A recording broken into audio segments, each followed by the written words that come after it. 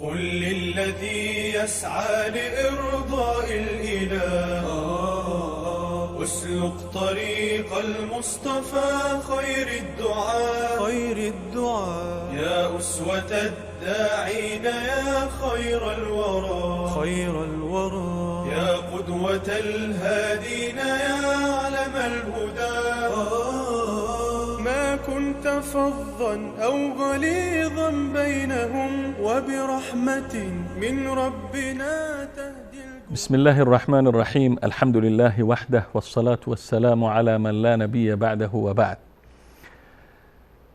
بینندگان ارجمند و گرامی در هر کجایی که هستید و در این لحظات دارید برنامه خودتان، برنامه با دعوتگران را مشاهده می کنید، خدمت تک تک شما گرامیان عرض سلام و ادب و خسته نباشید دارم. امیدوار هستم که شادکام و موفق و پیروز بوده باشید.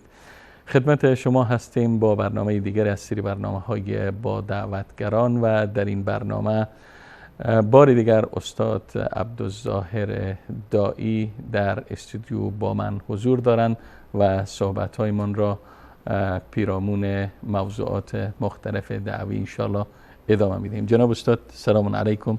بار دیگر شما را خدمتتان عرض سلام و ادب دارم و حضورتان در استودیو خوش آمد میگم. و علیکم السلام و رحمت الله به شما و همچنان به بیننده‌های عزیزی که ما را میبینن در هر جای دنیا که هستن. بر از اونها هم بگم السلام علیکم و رحمت الله و برکاته و به برنامه برادر ما خوش آمدید. سلامت باشین استاد گرامی. البته اگر به خاطر داشته باشین ما شما در قسمت گذشته می برنامه آخرین صحبت ما از خاطرات دوران تحصیلتان بود، از خاطرات لیبی بود که گفتیم سفیر واتیکان میخواست شما را اغوا بکنه و شما را به طرف نصرانیت و مسیحیت دعوت کنه که یکی از انگیزه هایی بود که شما را وادار کرد تا در راستای دعوت اسلامی گام بردارین و تمسکتان، پایبندیتان نسبت به اسلام عزیز بیشتر و مستحکم تر کرد. خب استاد، عموما یک سوالی که مطرح میشه میگن که خب جوانا عموما عادت دارن که یا باید دکتر بشن، پزشک شون، یا اینکه مهندس باشن، یا تاجر باشن، یا حقوقدان باشن، یا سیاستمدار باشن. اما چی شد که استاد ظاهر داعی دارالعلوم عربی کابل میخوانه و باز به طرف لیبی برای وقت برای تحصیلات عالی میرن، باز هم دانشکده فکر کنم دعوت یا شرعیات انتخاب میکنن؟ والله من یرید الله به خیرا، رسول الله صلی الله علیه و یفقهه فی الدین. وقتی که الله بر انسان خیر بخواه او را امو در فقه اسلامی و منظور از فقه اینجا در عصر رسول الله صلی الله علیه و فقه اکبر مثل که امام ابو حنیفه رحمت الله علیه میگه فقه اکبر عقیده هسته و فقه اصغرش طبعا دیگه بخش‌های فقه هست و اخلاقیات هم شامل فقه در او اثر میشد. پس وقتی که الله برای کس خیر میخواه و من فکر میکنم که این تقدیر الهی بوده که الله بر ما متیگرا را باز کرده و من سپاسگزار هستم که خالق متعال دمی راستا ما را پذیرفته است دیگه. از خود ما نیست دیگه، از جانب الله است. انتخاب الله بوده و تقدیر الله بوده و چیزی که او مقدر کرده باشه بلا شک که در خیر انسان است. جناب استاد، آیا میتونه که یک پزشک، یک دکتر، یک مهندس، یک تاجر، یک سیاستمدار بگیم، یک پیلوت بگیم، یا یک مسئول دولتی در کنار وظایف دیگرش یک دعوتگر هم باشه؟ آیا میتواند اصلا اگر سوال آتا شود که آیا میتواند هر کس میتونه؟ بله. ولی از نگاه اسلامی و شرعی که است باید باشه. چرا والعصر ان الانسان لفی خسر. الله میگه که انسان در زیان و نقصان است مگر کسی که 3 صفت داشته باشه، ایمان داشته باشه و عمل الصالحات داشته باشه و تواصوا بالحق و تواصوا بالصبر، که می دعوت است.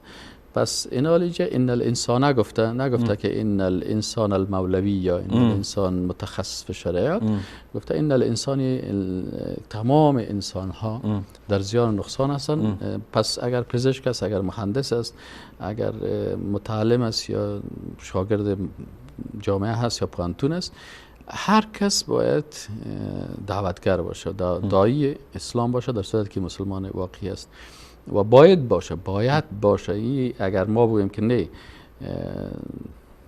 اسلام جدا هست و پزشکی جایی، باز عقیده سیکولاریستی میشه. پس انسان در هر حالت که است مسلمان است. من اول مسلمان هستم، باز بعد از مسلمانی خود درست است که مثلا یک نفر متخصص میشه در یک مملکت، یک مفتی ضرورت است، یک نفر شاید با یک مملکت یک مفتی کار باشه، یک نفر متخصص در شرایط میشه متخصص، او علایده هست. اما دعوت که از وظیفه هر مؤمن و مسلمان است. جناب استاد، شما تقریبا فکر کنم که نزدیک به 2 دهه یا بیشتر از 1.5 دهه میشه که در دانشگاه کابل فعالیت دارین و با فضای دانشگاه و دانشجویا خوب آشناستین. زمین دعوت در فضای دانشگاه چگونه ارزیابی میکنید؟ والا اصلا چون دعوت اسلام است و وقتی انسان صادقانه وقتی در صنف داخل میشه و اگر انسان دعوتگر واقعی باشه در صنف، من حیث یک استاد، اما خصوصیاتی که یک استاد غرور استادی و رتبه که داره و رتبه علمی از و رتبه از اگر او را به تکبر نکشانه، انسان من حیث یک دعوتگر وقتی در صنف داخل میشه تأثیر بسیار خوبی خود داره و جوانها که هستن غالبا مثل یک کست سفید هستن و قلب بسیار پاک دارن و حتی جوانها بودن که رسول اکرم صلی الله علیه و سلم در کنارش قرار گرفتن و ریش سفیدا و موش سفیدا و کلان ها بودن. اونا به ضد رسول اکرم صلی الله علیه و سلم مثل ابو جهل ابو لهب برخواستن، ولی جوانای مثل علی، جوانای مثل مصعب ابن عمر، جوانای مثل بلال، اینا در کنار رسول الله صلی الله علیه و سلم قرار گرفتن و از او سرسختانه دفاع کردن. بنابراین فضای جامعه از فضای دانشگاه که است یک فضای خوبی برای جوانای مسلمان ما هست که از او طریق میتونن دعوت اسلامی رو بسیار خوب بفهمن و درک بکنن و به شکل علمی و اکادمیک درک بکنن و تغییر بکنن. جناب استاد، انحراف دعوتگرها، وقتی یک دعوتگر خدای نخواسته به انحراف کشیده میشه یا از اون مسیر اصلی که برش الله تعیین کرده از او منحرف میشه، این انحراف یک دعوتگر چی تبعات و چی پیامدهایی را در پی داره؟ خب به هر اندازه که مثلا در یک راستا حرکت مثبت از او بسیار با ارزش است، به اون اندازه که الله مثلا یک دعوتگر در عصمت و در حفظ خود نگاه میکنه. در دعوت عصمت و حفظ است که الله در حفظ الهی می باشه. اگر این دعوتگر منحرف می باشه به مو اندازه نتیجه از او سخت‌تر و شدیدتر است نسبت به یک انسان عادی. بگن یک وقت امام ابو حنیفه رحمت الله علیه در کدام جای می رفته، یک طفل بسیار هوشیار بوده، امام برش گفته که وشکو بچیم نفتی، باز او بچه یک برش گفت که امام صاحب اگر من بفتم خب یک نفر هستم بفتم، وشکو که تو نفتی که امت میفته، امت میلغزه. بله دیگه ناله اگر یک دعوتگر بفته و منحرف شوه پس موت العالمی موت العالم میگن. پس ضرر ازی بسیار زیاد است دیگه. الله انسان چون در فتنه می باشه، هر کس در امتحان می باشه، از الله استقامت و ثبات استدعا میکنیم که الله هیره نصیب ما بکنه. خب استاد گرامی، محبوبیت دعوتگرا در میان افراد مختلف جامعه را فضیلت و موفقیت میدانین یا ابتلا و آزمایش؟ والا کلش است. وقتی که مثلا یک دعوتگر در بین مردم محبوبیت می داشته باشه، تمام از این شامل از این میشه. از یک طرف یک موفقیت از رو نشان میده به خاطر از اینکه او تانسته که پیام برای مردم درست برسانه، موفق بوده، بنابراین مردم او را خوش کرده و مردم هر کس خوش نمیکنه و هر چیز خوش نمیکنه. یعنی ذالک فضل الله. و فضیلت الهی همی است که وقتی میگه وقتی الله کس را دوست داشته باشه، باز برای مخلوقاتش میگه که ایره دوست داشته باشین، باز مردم ایره دوست می داشته باشه. از این دیدگاه میتونیم بگوییم که این فضیلت هم است و همچنان ابتلا و امتحان هم است. چرا بسیاری وقت انسان وقتی که کار میکنه در قلبش اصلا هدفش رضایت الله هست و وقتی که در این امتحانات محبوبیت مردم زیاد میشه، باز گاه شیطان در قلب انسان یک نوع غرور و یک نوع چیز هم می اندازه. پس هم امتحان است، پس باید برای هر کدامش انسان حساب داشته باشه.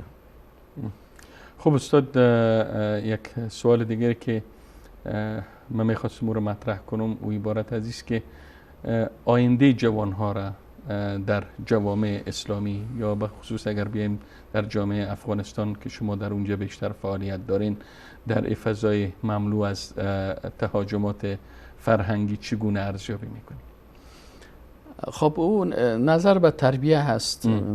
یک تعداد جوانایی که اونا ارتباط با دعوتگرای اسلامی دارن، ارتباط با قرآن و سنت دارن و جوانای آگاه و روشن هستن و دین خدا و عقیده خدا درست میفهمن و الله برشان همی توفیق نصیب کردن، اونا آینده خوب می داشته باشن. و یک تعداد جوانای دیگه هستن که با مردمای بیدین و گمراه در فتنه افتادن، در امتحان افتادن، اونا به طرف انحراف در حرکت هستن. پس تو سرک یک طرفه نیست، تو سرک دو طرفه هستم. یک تعداد به طرف بلندترین درجه ایمانی میره و یک نفر به بسیار پسترین حالت کفر در حرکت میکنه. پس جوانا به هر دو سرک در حرکت هستن. بعضشان خوب شده میرن، ایمانشان قوی شده میره، فهمشان بیشتر شده میره و بعضی دیگه هستن که منحرف شدن و ضعف شدن و گمراه میشن و هر دوی از این هست دیگه. و فکر میکنین که استاد چه کسی مسئولیتی را به عهده داره که جوانای ما مثلا به انحراف کشیده شود، به خصوص در یک کشور اسلامی؟ آیا این تقصیر والدین هست، تقصیر حکومت یا دولت مرداست یا تقصیر علمای ماست؟ خب این مسئله تک عاملی که یک عامل باید باشه این غلط است، بلکه چندین هر کدام از این عامل خود دارن. بله. پس اهم والدین در این راستا نقش بسیار اساسی دارن. وقتی که مادر و پدر دیندار باشن و متدین باشن، رسول اکرم صلی الله علیه و آله میگه که ما من مولود الا وقد یولد علی الفطره و هر وقتی که فطرت است، اگر مادر و پدرش دیندار باشن پس این مسلمان می باشه، دیندار می باشه. و اگر مادر و پدرش گمراه باشن فابواه یهودانیه او ینصرانیه او مجوسانی، پس والدین اولین مدرسه مثلا مادر و پدر هستن، اینا هم نقش دارن. و مسجدی که میرن مدرسه دوم مسجد است، امام مسجد و حافظ قرآن که در اون مسجد است، اگر او تکاسل میکنه و مسجد برای خود مثلا جای تجارت جور کرده و در دعوت نقش نمیگیره، او هم تاثیر خود داره. و بالاخره وقتی که به مکتب میره و به دانشگاه میره و کل از اینا نقش دارن در تربیت درست ازی و یا در تربیت منفی ازی، کلگی نقش داره. نمیتونیم که یک شخص مشخص و به خصوص دعوتگرا اگر دعوتگرا صادقانه دعوت نکنن در انحراف اینا هم سهم میگیرن.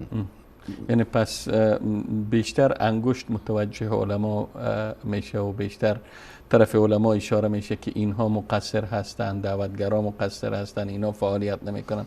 آیا واقعا فعالیت علما و دعوتگرها در مقابله با مفاسد و ترویج بیبندوباری ها در افغانستان کند است یا چگونه؟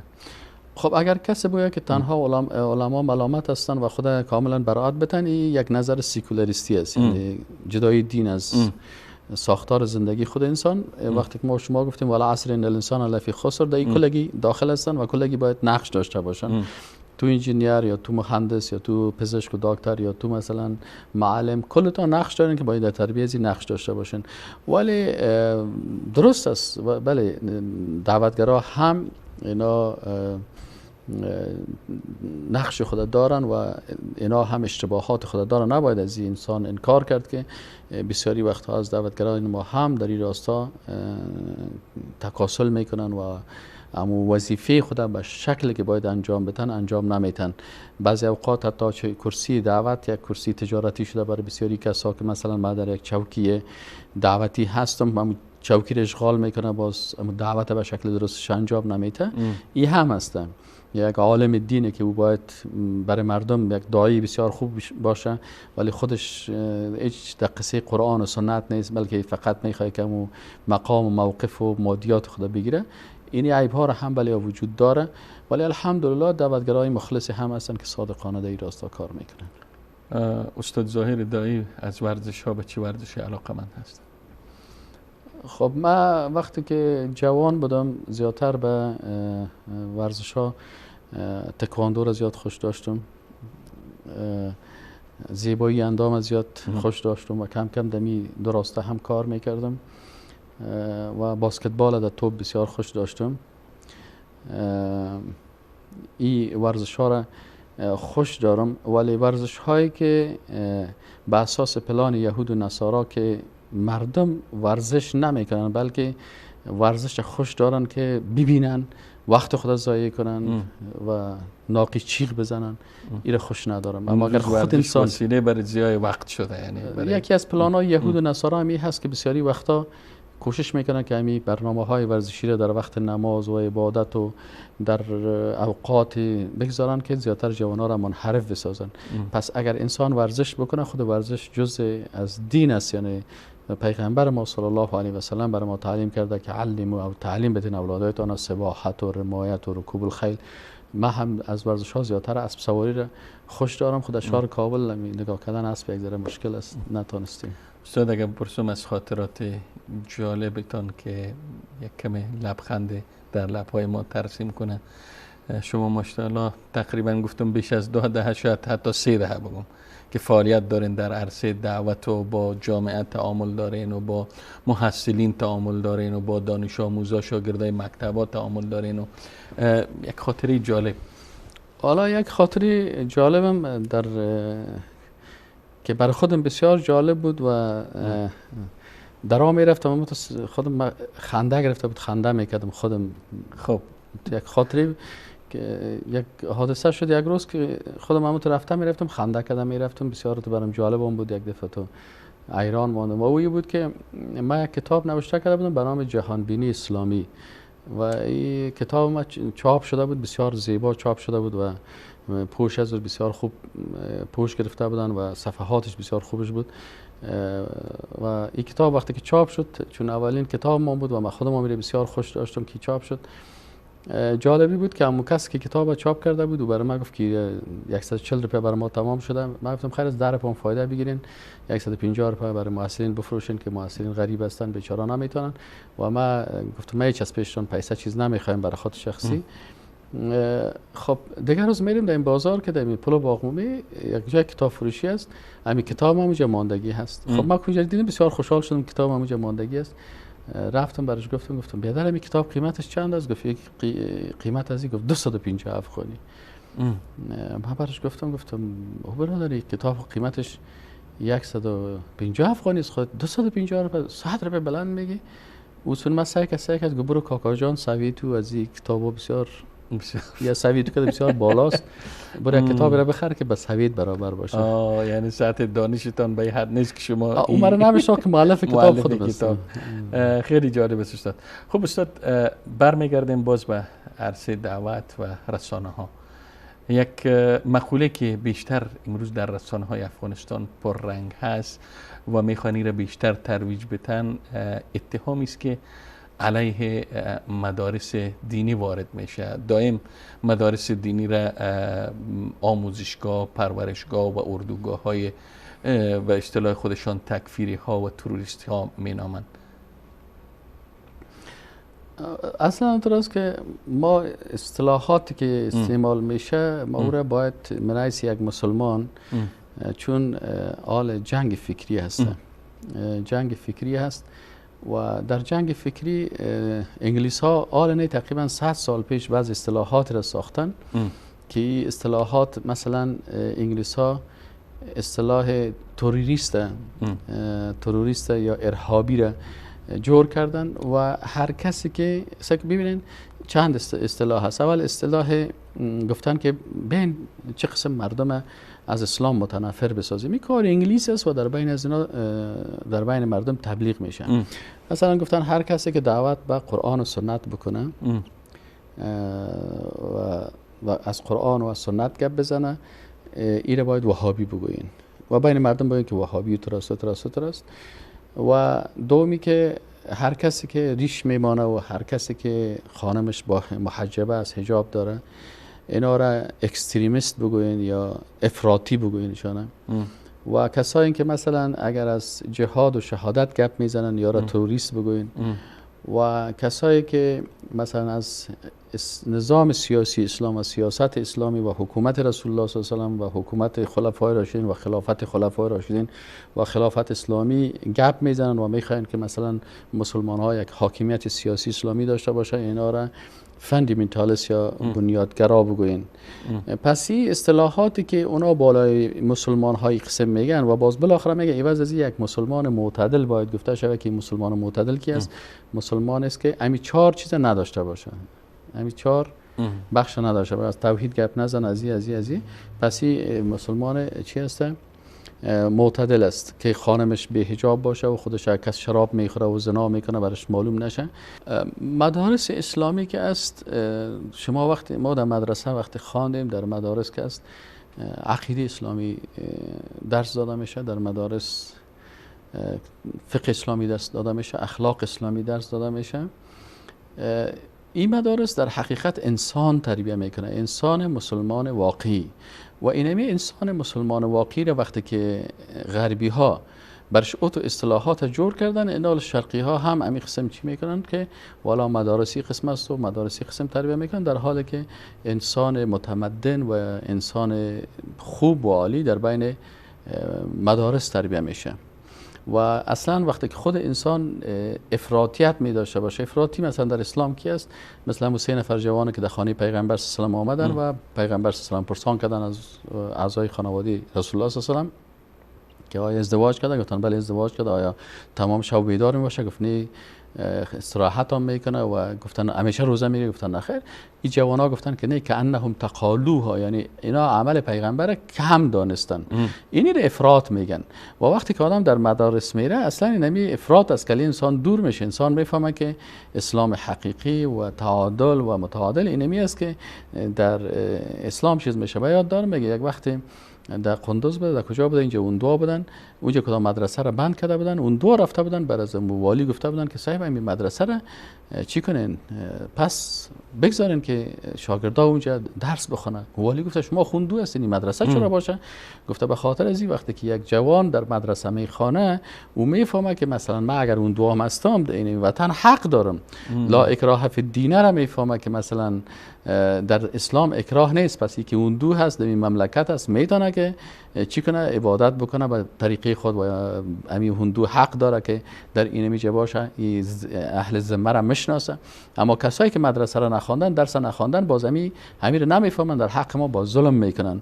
پس حتی اون دو خوشحال بود که مردم حداقل اگر اسلام ما بفهمن درست، این به نفع اون دو هم است. یعنی وقتی که مدارس جایی که مدرسه هست، اونجا برای انسان اصلا اخلاق تعلیم میده، ایمان تعلیم میده، ارزش ها را تعلیم میده، احترام والدین. همین مثلا وقتی که در فرانسه یک زن بود برای اولادای خود میگفت که شما مسلمان شوین، یکی از پرسان شد گفت تو خودت کریستیان هستی، نصرانی هستی، چرا برای بچه چاله هستی که مسلمان شوه؟ گفت یگانه فرزندی که او احترام والدین بسیار زیاد میکنه فرزند مسلمان است. از این خاطر من علاقه‌مند از این هستم که اگه بچه‌م مسلمان شون، باز به قدر، چون در قرآن گفته که بالوالدین احسان، بر والدینتان احسان بکنین. پس در اسلام و در مدارس دینی اسلامی که است و در جامعات اسلامی که است، در حقیقت اونا جوانا را به طرف مثبت و به طرف درست، به راه درست اونا را تربیت میکنن که اونا ارزش ها را میفهمن، اخلاق میفهمن، تعامل با دیگران را میفهمن. برعکس از او کسایی که نمیفهمن، مدرسه نمیخوانن و بیدین هستن، اکثرا جنایات و بدبختی ها و قتل ها و گپا از دست مردمایی میشه که اونا دین درست نمیفهمن و مدرسه درست نخواندن و تعلیم دینی درست نکردن. استاد گرامی، باز هم در پایان این برنامه از سری برنامه های با دعوتگران کمال امتنان و تشکر از شما دارم که در این برنامه هم حضور یافتین و امیدوار هستم که در قسمت بعدی برنامه نیز صحبت‌های با هم داشته باشیم. بینندگان عزیز و گرامی، سپاسگزارم که تا این لحظه برنامه خودتان، برنامه با دعوتگران را مشاهده کردید. تا برنامه دیگر و دیدار دیگر همه شما عزیزان را به پناه الله یکتای بی همتا می سپارم و السلام علیکم و رحمت الله تعالی و برکاته. قل للذي يسعى لإرضاء الإله اسلك طريق المصطفى خير الدعاء يا أسوة الداعين يا خير الورى يا قدوة الهادين يا علم الهدى ما كنت فظا أو غليظا بينهم وبرحمة من ربنا